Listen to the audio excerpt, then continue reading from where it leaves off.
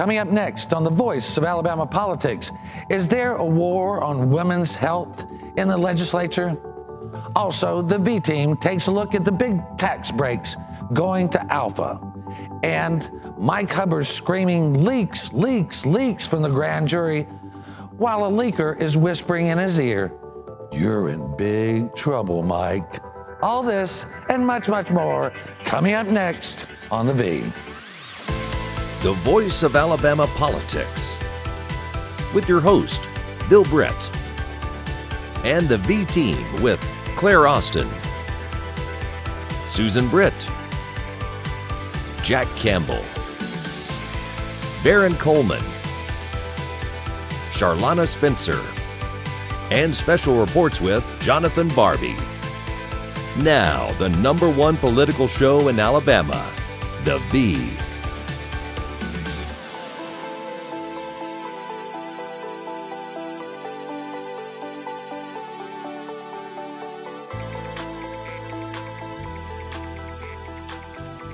Welcome to The Voice of Alabama Politics, where we tackle the tough issues so you have the hard facts. I'm your host, Bill Britt, and as always, I'm joined by the V team. Welcome all. Good morning. Good morning. Palm Sunday. Yes, it is. Yes, and you always are decked out in the latest holiday. Nerd. I wear it with pride. I have 3 children. Yes, you do. There's a bill that has been brought to our attention, SB 289, that does affect women's health and children's health. The basics of this bill would repeal a current law that allows a woman to stay in the hospital after delivering a child for 48 hours for a healthy birth, 96 hours for a complicated one. This also will have an effect on women's mammograms. But let's start off, Susan, with the first part of this bill that talks about the children and women staying in the hospital. Well, actually, that's the second part of the bill. But what it has to do with was the insurance maternity coverage. Right now, and by state of Alabama law, insurance has to cover a woman after she gives birth for 48 hours if it's a non-complicated pregnancy, or birth, rather. They have to cover for 96 hours if there was complications, and that's both for the mother's safety and for the child's safety should anything additional go wrong. Now, but these legislators are saying they don't need that. They need to get rid of that. They're saying Why? they need to get rid of that. Well, basically, it's the insurance cost, in my opinion. Excuse me, as a mother who's birthed 3, and my last one, it was 24 hours before they realized something was wrong with my 3rd child. Exactly. Exactly. I mean, and Baron, you've got 6 children. 5. 5. I hope I don't have 6. No, you have, Anytime now. You're still young. Well, there's time. 5 children. Your wife's been to the hospital a couple of times. We have, and like Claire, one of our children at about the 24-hour mark started having complications, and we were at the hospital. They were able to address those, and after a few days, those complications resolved, and we were on our way home healthy. A bill like this is a bad bill.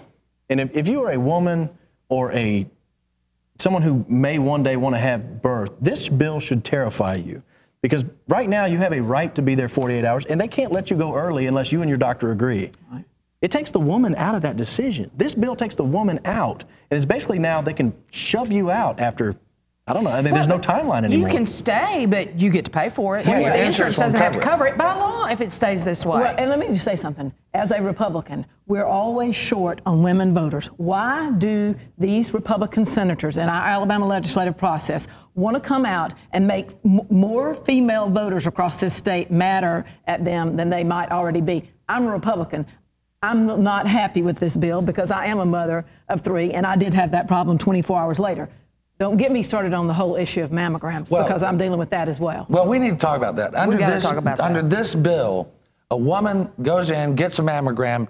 If she has what's called dense tissue, the doctor is bound by law to write her a letter and say, you have dense tissue.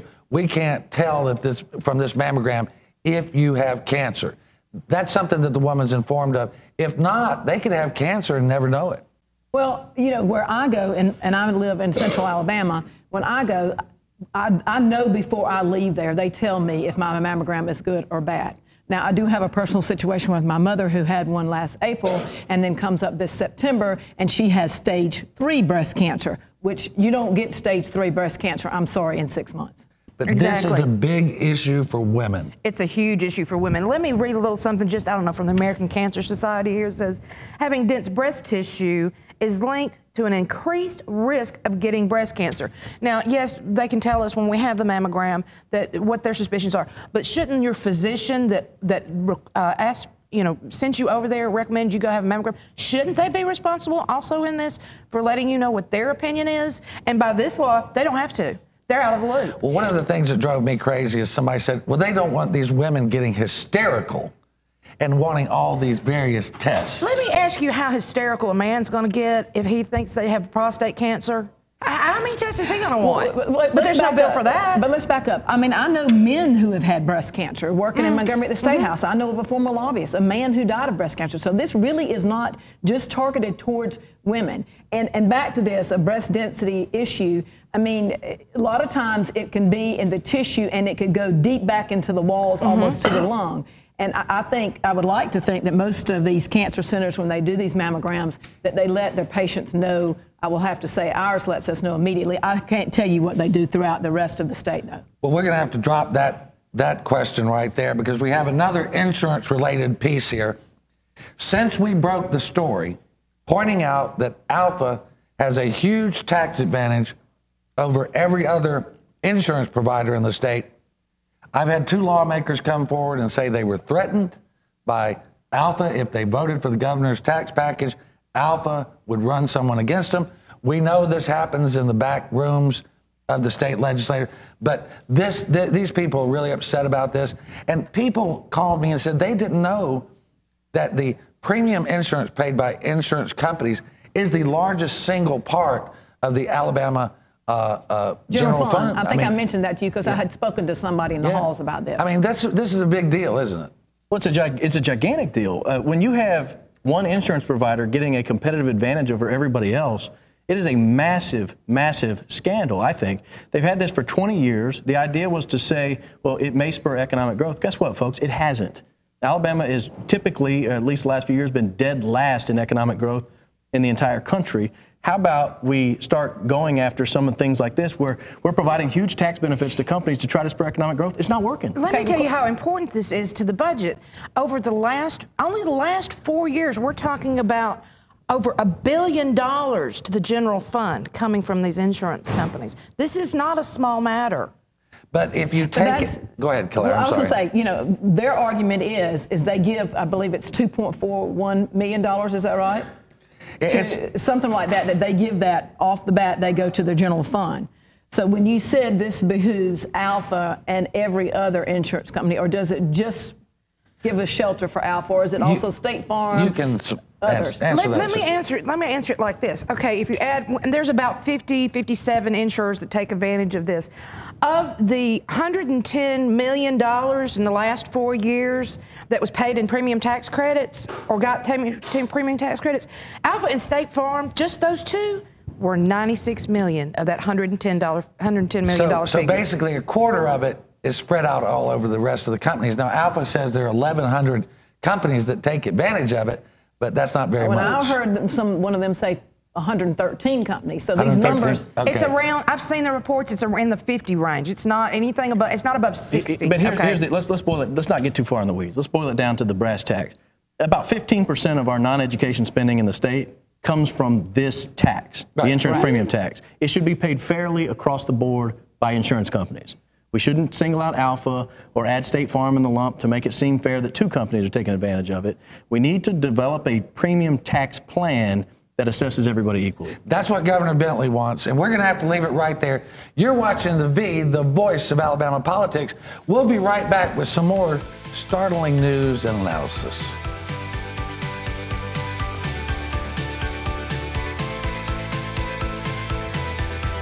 The V is sponsored by Spot On Strategies Group. Welcome to Alabama's newest entertainment destination, Wind Creek, Wetumpka. The perfect escape for date night, a getaway with your friends, or a relaxing poolside cocktail. Whether it's a day trip to enjoy the best steak in Alabama or a romantic weekend, the finest Southern hospitality is just a short drive away. Wind Creek, Wetumpka. Find your winning moment.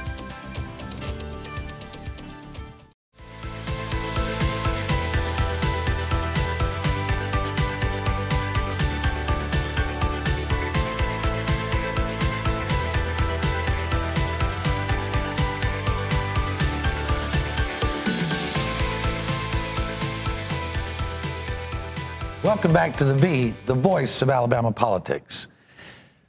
Jack, welcome to the show. Thank you. Happy Palm Sunday. Yeah. Thank you very much. Nice green palm tie. Yeah. You two broke the news on Wednesday that the Supreme Court of the United States had basically dealt a body blow to redistricting in Alabama. I mean, Barron, you guys were the first ones there. We were. We had a little help. We had good sources. Yeah. We were actually on air when the opinion was released. Someone shot us the opinion, and we were trying to read it and analyze it while discussing it at the same time. It was fun.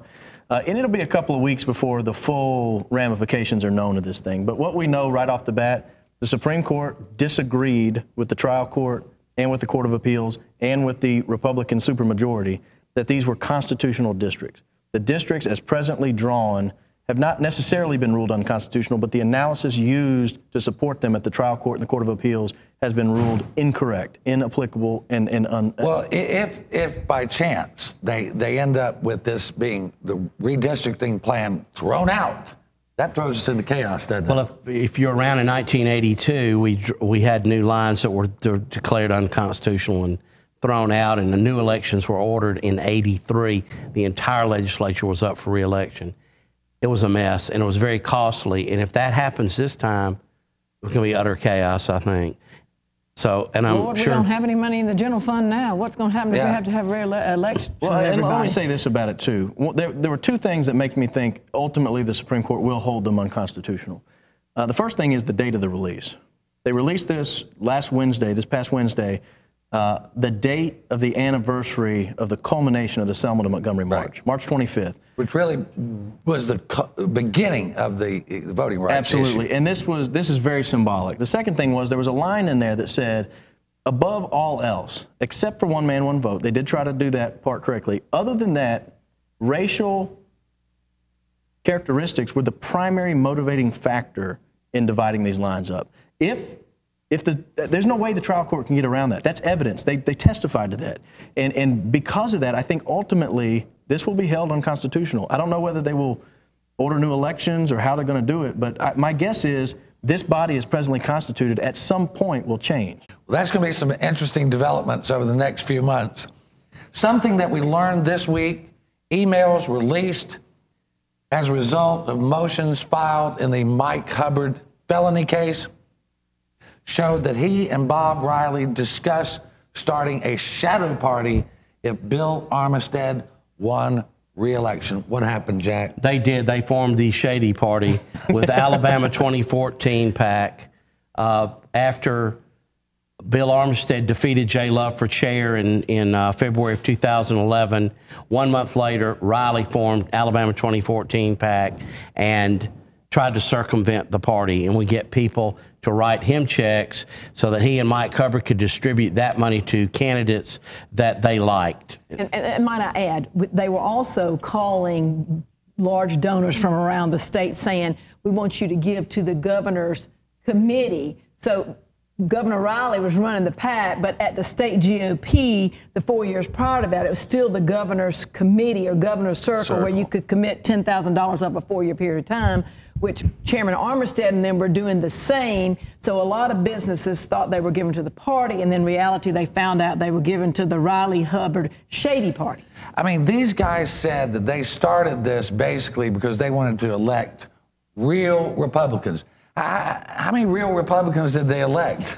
Well, what they did was they elected a lot of Democratic converts, and they picked the winners and losers. And that's one of the key takeaways from the 2014 election. They finally have unified every special interest group except one or two, but the 8 or 10 other large ones, they've unified, and whoever Governor Riley blesses with his hand is able to run and get money from all of them in unison, and everybody else is left out in the cold.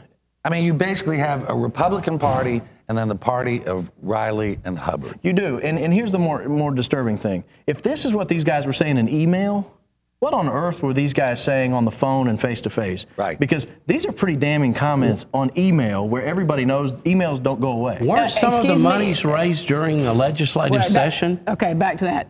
It's egregious, okay, as we know, my term. Yes, but I can certainly speak to the fact that he started this PAC in March of 2011, and throughout the entire legislative session, if you go back and really read through those PACs, these special interests that had legislation they were trying to defeat or pass, their lobbyists, their contract lobbyists, or their companies, like clockwork, were giving money to these PACs every month, month after month. Well, these emails are showing a diabolical pattern of activities, not only by Mike Hubbard, but Rob Riley, Bob Riley, and other folks. I mean, another email that was released, or a letter that was released, and email and a court document show that Bill Baxley, who was Sonny Reagan's attorney and also Barry Moore's attorney, Bill Baxley ordered Sonny Reagan, who is a deputy attorney general, to write a personnel complaint against Matt Hart,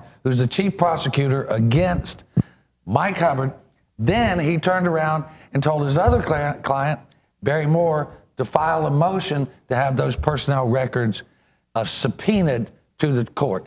Barron, you're an attorney. Have you ever heard of anything like this? If ever all these allegations are true, this is one of the most flagrant violations of the attorney-client privilege I can imagine, because you have Sonny Reagan actively stabbing his client in the back. The state of Alabama is his client, actively stabbing him in the back by undermining their investigation. You have Bill Baxley serving as an attorney to two different people who have dissimilar interests, but he's using information from one client to further the information in another client. It is flagrant. Isn't that a bar association issue? Right. You would think they'd get a complaint at the bar at some juncture about something like this. I mean, it's so convoluted here. I mean, it really is. You've got a deputy attorney general who goes into court and takes the fifth. His attorney is Bill Baxley, who is the same attorney as Barry Moore, who was on trial for perjury. Then you have Rob Riley, who is Mike Hubbard's attorney, being an attorney for Sonny Reagan. Well, not only that, there was one comment in one of those emails where Mike Hubbard encourages the governor, Governor Riley, to go talk to his son about Mike Hubbard's legal case. That's a breach of attorney-client privilege right there. You want to know how high corruption goes in this state? It goes to the former governor, it goes to his son, and it goes to the Speaker of the House. And in addition to that, Rob Riley picked up the phone, I know through some other sources, and tried to reach out to judges and attorney generals to try to stop the whole thing. Well, we're going to have to leave right there, but we're going to pick this story back up when we come back from the break. You're watching The V. We tell you the things they don't want you to know.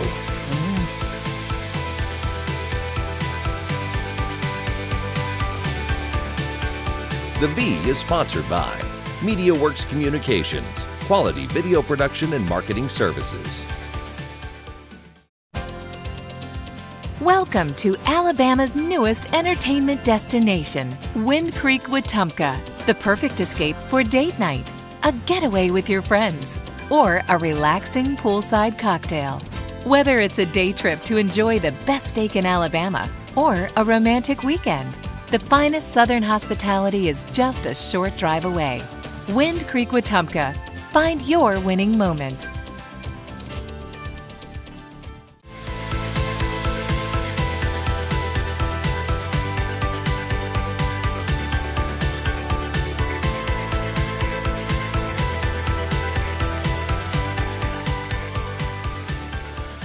Welcome back to The V, the voice of Alabama politics. We're talking about leaks and different things that have been revealed to us courtesy of the prosecution in the Mike Hubbard case responding to the defense.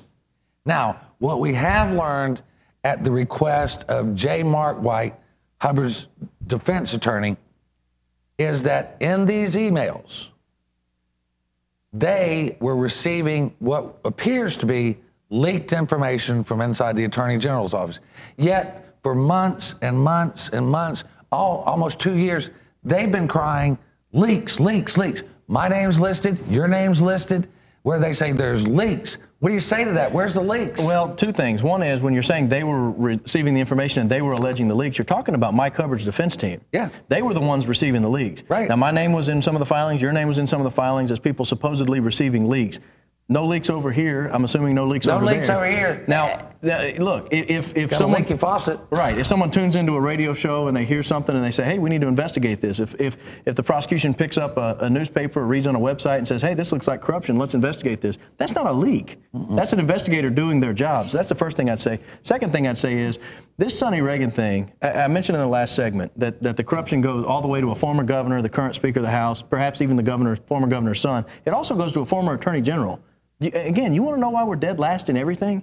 You want to know why economic people are terrified of doing business in the state of Alabama? Look at this case. It's pay to play, baby. Well, I mean, look. Let me just mention one thing as he's talking. You know, they did what they did, you know, singling y'all out as decoys to try to put the heat on y'all and take it off them. And it's come full circle, thank goodness. And here now, Jack, we have an email where Rob Riley, Bob Riley, Sonny Reagan, and Mike Hubbard admit that they had talked to Sonny, that all of them had information from inside the grand jury, courtesy of a deputy attorney general. I mean, who ever heard of this before? Well, I don't know why Sonny Reagan isn't in jail. And if not, he must have rolled and told them what he knew, because to have a guy planted in an office and taking grand jury testimony and taking it to defendants is absolutely over the top. There is no question about it. And it'll be up to them to prove whether those facts are true or not. But if they're true, that's pretty outrageous. If you read those emails, there's only one conclusion you can come to. But guess what? When all the guys come back on Monday, nobody's going to say a word about this. They're all going to sit back. "Oh, Mike, you're the greatest guy. Here's your gavel. Keep going." After this comes out, I mean, where is the courage? They're scared. They're intimidated. What are you scared of? Losing a committee assignment? I agree with you. Who cares? Yeah, I mean, but Claire, is life so if you're so worried about power and greed, if that's what motivates you, you don't need to be there in the first place. I know, but we got a clean house. Well, I agree. Maybe we'll have special elections, and that'll happen. Well, it looks like this defense team has just bungled it on every turn. The more they request, Claire, the deeper hole they dig, don't they? The gift that keeps on giving. However, I've talked to some lawyers. They say, well, you know, the trial's slated to be in October of 2015. Do you want to get all this negative stuff out now? And your client knows what's out there. I mean, you're a lawyer. What do you think about that reasoning of thinking? Well, and that's something I've heard, and I've heard from other defense lawyers as well. Rather than being hit with everything at once, maybe if things leak out slowly, you can kind of address them one by one, and perhaps that's their strategy. I wouldn't do it. It's a waterfall, it seems to me. We have been investigating Mike Hubbard for over 2.5 years, almost 3 years. I have written the equivalent of the King James Bible about this guy. And I know there's more here, and there's more to come, and this thing's going to get uglier and uglier and uglier. That's what we're going to see, Jack. It's just a train wreck that will not stop. We need to send Roto-Rooter over to the grand jury and plug those leaks. Well, the sad thing is the greed and the corruption and the money and the power just can't, they're eaten up with it, Hubbard and Riley. Well, and to give you an example, obvious. Mary Moore offers an amendment on a charter school bill saying no member of the legislature may have a financial relationship with a charter school operator or owner, and it gets voted down 2-1. I mean, and it should have absolutely been amended on that bill. There's no question about that. Well, it's just the craziness of what we're seeing, that Mike Hubbard, who stands indicted with 23 felony counts, still holds the gavel. These people are afraid of him. They're passing bills to benefit his former clients right and left. I mean, this is something out of a Grisham novel. No one would believe this if it wasn't really happening in Alabama. That's what I say. If you took this script to Hollywood studio, they'd say, not possible. No one will believe this. You know, funny enough, a couple of weeks ago on a Sunday, there was one judge out of a city, and I was talking to him about some legislative matters, and he says, every time the speaker hits the gavel, another indictment, another indictment, another indictment. Because everything he's passing is for self-interest, and it's amazing. Yeah. And I think, you know, to the difference of some of these legislators, they're new, they don't know. They're put in this hen house, and they're really not sure what's going on. And I think some are backed in the corner on this charter school bill, too. I'll tell you my sincere desire. Everybody who supports this guy now and is afraid to stand up to him, I hope every single one of them goes down with him. I hope they all lose their next election because of Mike Hubbard. Well, if the people would really ever get all the facts, they would storm the State House for real. You know, one of the things that the prosecution pointed out in these these documents that they revealed is that Hubbard and Mark White were alerted that he would be indicted the very next day. What did they do? They picked up the phone and called Kim Chandler, who worked for the Associated Press, and Chuck Dean, who worked for AL.com, and invited them to Mike's office. And I tell you, as a reporter of 25 years, I have never heard of a defendant in a criminal case call in 2 reporters and them get their talking points from them. Claire, your word? I mean, I've worked in the press as well, and it was amazing. They had this nice puff piece that they did at his home, and he wore this outfit and talked positively about himself. I mean, it's just unreal. I mean, they've had Mark White's whole modus of operandi is to try this in the press as opposed to in the courtroom. And, you know, the speaker and his folks have always been spinmeisters, so they just think they own them and control them, and they pretty much have until recently. I mean, Jack, they're sitting there, and then we got about 30 seconds sitting there, and they talk about through the wee hours of the night. I mean, this is what Chuck Dean writes out. Writing a puff piece about the speaker on 23 counts. I mean, how ridiculous is that? How ridiculous is it that no newspapers beside Anniston Star and Dothan Eagle and a couple of others, and even Chuck Dean himself or John Archibald, have said you need to step aside? Nobody else has said anything. Of course, you have and we have, but... Well, we're going to have to leave it right there. If you can figure it out, let us know. It's just craziness. You've been watching The voice of Alabama politics. You can catch news stories every day at alreporter.com and catch us every Sunday on your ABC affiliate throughout the state. Thanks for watching.